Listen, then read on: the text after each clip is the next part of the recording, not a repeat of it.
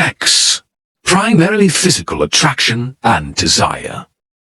Focus on pleasure, intimacy, and physical connection. Can be driven by hormones, lust, and instinct. May or may not involve emotional attachment. Can be casual or committed. Love. Emotional connection, attachment, and affection. Encompasses care, concern, and commitment. Involves emotional vulnerability, trust, and intimacy. Can be romantic, platonic, or familial. Often prioritizes the well-being and happiness of the other person.